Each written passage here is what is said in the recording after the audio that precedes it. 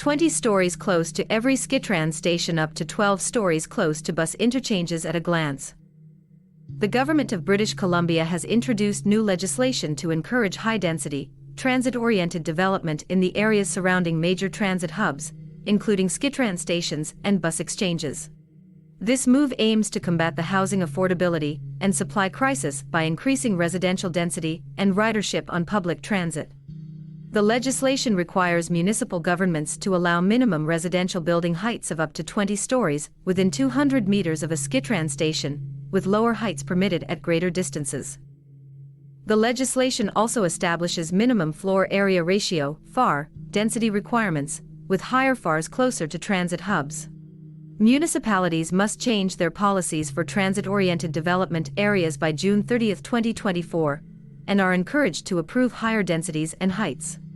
Additionally, the legislation eliminates minimum vehicle parking requirements within these areas to reduce construction costs, speed up development, and promote public transit ridership.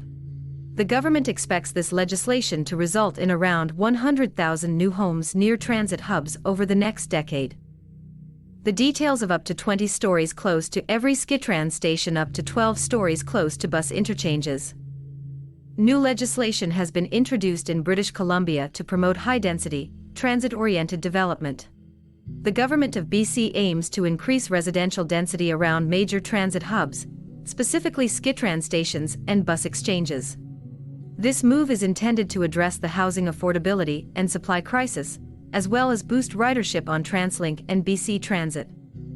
There are exceptions to the new regulations, which will only apply to residential or mixed-use residential land uses. Commercial, agricultural, and industrial land uses, as well as First Nations reserve lands and airports, are not included. The specifics of these policies were previously unknown but have now been clarified.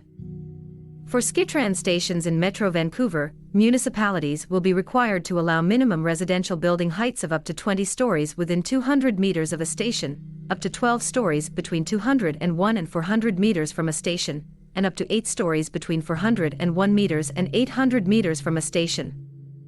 The number of new homes that can be built near these transit hubs will also be determined by the floor area ratio (FAR) density, which is the calculation of a building's total floor area in relation to the land it covers. The minimum FAR will vary depending on the distance from the SkyTrain station, with a minimum FAR of 5. For distances up to 200 meters, 4. For distances between 201 and 400 meters, and 3. For distances between 401 meters and 800 meters. Similar rules will apply to areas near bus exchanges in Metro Vancouver, Greater Victoria, and Kelowna, with slightly lower minimum FAR density requirements. Municipalities will be required to change their policies for these areas by June 30, 2024, but can choose to approve higher densities and building heights if they meet the minimum requirements set by the provincial government. The legislation also eliminates minimum vehicle parking requirements within these transit-oriented development areas to lower construction costs, speed up construction, reduce emissions, and encourage public transit usage. Municipalities can now determine the amount of residential vehicle parking needed based on demand. The provincial government anticipates that around 100 transit-oriented development areas will be designated by approximately 30 cities across BC in the first year of the new legislation, potentially resulting in the construction of 100,000 new homes near transit hubs over the next decade. This legislation is seen as a way to make housing projects financially viable for builders and non-profit developers by offsetting high land costs. It will also support TransLink and the provincial government's plans to develop underutilized properties and acquired lands near public transit. The legislation aligns with the provincial government's efforts to meet new housing supply targets by providing municipalities with specific deadlines to change their policies and streamline the rezoning process. Overall, these measures aim to promote the development of affordable and connected communities while leveraging public lands for housing. Wrap up. New legislation has been introduced by the British Columbian government to permit high-density, transit-oriented development in the vicinity of major transit hubs, including bus exchanges and SkyTrain stations. The minimum residential building heights that local governments permit will be up to 20 stories for locations that are 200 meters or less from a station, 12 stories for locations that are 201 to 400 meters from a station, and 8 stories for locations that are 401 to 800 meters away from a station.